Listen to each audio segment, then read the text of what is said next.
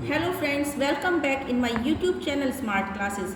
Friends, आज का हमारा टॉपिक है क्लासिकल वेज ऑपरेंट कंडीशनिंग, जिसे हम शास्त्रीय अनुकूलित अनुक्रिया सिद्धांत और क्रिया प्रसूत अनुबंधन सिद्धांत के नाम से जानते हैं। इन दोनों के बीच में क्या डिफरेंस है, इसके विषय में आज हम जानेंगे। जो हमारी क्लासिकल कंडीशनिंग है, इसे हम associate an involuntary response and a stimulus के नाम से भी कह सकते हैं, और it is belong to associate a voluntary behaviour and a consequence. अब बात आती है, ये जो क्लासिकल कंडीशनिंग थ्योरी है, इसे किसने शुरू किया था? तो इसके शुरू करने वाले थे IP. Pavlov.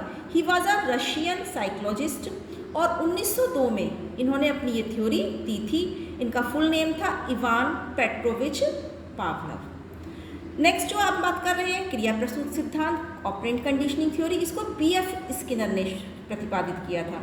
PF. Skinner was an American psychologist और इन्होंने 1938 में अपनी ये थ्योरी बनाई थी और इनका पूरा नाम था ब्रूहस फ्रेडरिक स्किनर। अब बात करते हैं इस थ्योरी में जो मेन प्रिंसिपल है वो किस चीज़ पर है। इसमें टाइप 1 अधिगम के नाम से इसे जाना जाता है और ऑपरेंट कंडीशनिंग को हम टाइप 2 लर्निंग के नाम से जानते हैं। अब बात आती है रेस्पॉन्सेस। इनमें रेस्पॉन्सेस कैसे रहते हैं?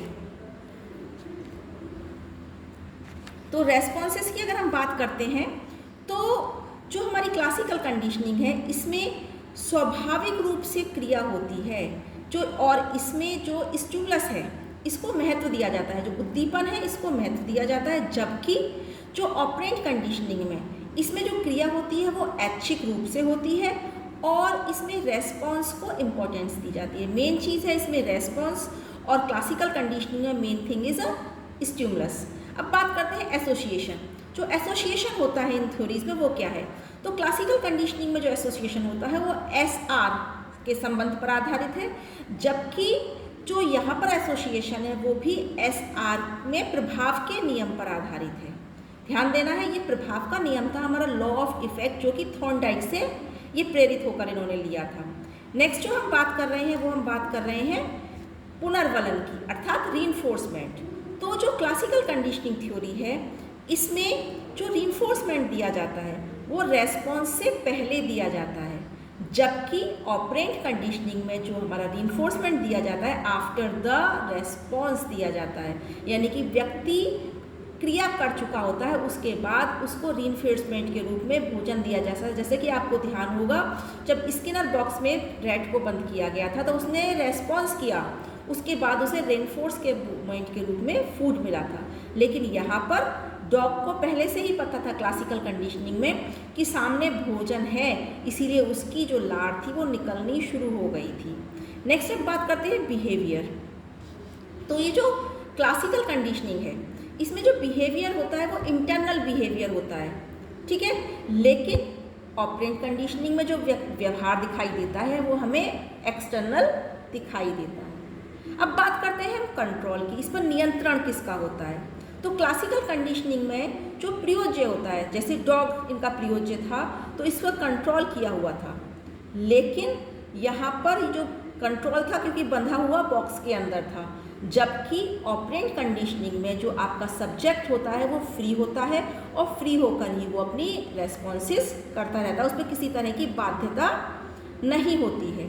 नेक्स्ट जो हम बात कर रहे हैं वो बात कर रहे हैं फोकस बल, अर्थात ये जो कंट्रोल रहती है, जो फोकस रहती है, इसे टाइम के में कंट्रोल रहती है। मेन चीज़ है इसमें टाइम, तो मेन चीज़ है इसमें टाइम। जबकि ऑपरेंट कंडीशनिंग जो फोकस करती है वो रीइंफोर्समेंट और मोटिवेशन और रिवॉर्ड जिसे हम कहते हैं, उन सभी पुरस्कार आदि पर ये फोकस करती है। अब आगे बात करते हैं, जो आपका क्लासिकल कंडीशनिंग है, इसमें जो रेस्पॉन्स निकल कर आता है उसे हम एलिसिटेड रेस्पॉन्स या अनुक्रियात्मक व्यवहार भी बोलते हैं। जबकि ऑपरेंट कंडीशनिंग में जो हमारे सब्जेक्ट का बिहेवियर होता है that is called emitted response या प्रसूत व्यवहार, इसे हम RS यानी कि रेस्पॉन्स एंड स्टिमुलस के नाम से भी जानते हैं। अब बात करते हैं इसमें इंसेंटिव्स की। तो इसमें किसी तरह का प्रलोभन नहीं दिया जाता, कोई वो नहीं दिया जाता, लेकिन यहाँ पर रिवॉर्ड के रूप में, जैसे भोजन मिला था उसको रैट को, उस भोजन के रूप में रिवॉर्ड दिया जाता है। क्लासिकल कंडीशनिंग में जो हमारा ये होता है, सब्जेक्ट होता है, वो बिल्कुल निष्क्रिय होता है। उसे बंधा हुआ डॉग था, हाँ, उसे किसी भी तरह से कोई एक्टिविटी नहीं करनी थी। लेकिन ऑपरेंट कंडीशनिंग में जो हमारा प्रयोज्य होता है, सब्जेक्ट होता है, वो सक्रिय होता है, एक्टिविटी कर सकता है और एक्टिविटी करने के बाद ही उसे रिवॉर्ड के रूप में फूड या रिइंफोर्समेंट मिलता है। नेक्स्ट हम बात करते हैं, इसमें जो हमारा CR है एंड UR है, ये दोनों इक्वल ही होते हैं, लेकिन यहाँ पर SR तथा UR एक समान नहीं होते। जैसे लीवर पर पैर का पड़ना, स्टिमुलस और रेस्पॉन्स और आपका अनकंडीशनल रेस्पॉन्स समान नहीं होते हैं। ठीक है, नेक्स्ट हम बात करते हैं, इसमें जो कंडीशनल स्टिमुलस होता है और अनकंडीशनल स्टिमुलस होता है, ये एक साथ प्रस्तुत किए जाते हैं। जबकि ऑपरेंट कंडीशनिंग में जो सब्जेक्ट होता है उसको अपने प्रयोग की स्थिति में रखा जाता है। जो प्रयोग जो होता है उसी को प्रयोग की स्थिति में रखा जाता है कि वो किस तरह से रेस्पॉन्स करेगा। It's depend on only the subject. Next, अगर हम क्लासिकल कंडीशनिंग की बात करते हैं तो ये जो सिद्धांत है, यह केवल पशुओं की लर्निंग पर अधिक फोकस करता है, क्योंकि ये पशुओं को इसके माध्यम से ज़्यादा आसानी से सिखाया जा सकता है। लेकिन ऑपरेंट कंडीशनिंग को हम एनिमल्स पर भी और मानव पर भी, इन दोनों पर ही लर्निंग में यूज़ कर सकते हैं। Specially it is very useful for mentally retarded child. If we want to change desirable change in the behaviour, that time we should use operant conditioning. I hope students आपको ये video पसंद आया होगा।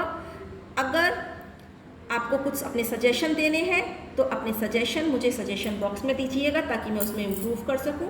Video को अंत तक देखने के लिए आपका धन्यवाद और मेरे साथ इसी तरह बने रहिएगा। आगे इसी तरह की यूज़फुल वीडियोस मैं आपके सामने लेकर आती रहूँगी। धन्यवाद।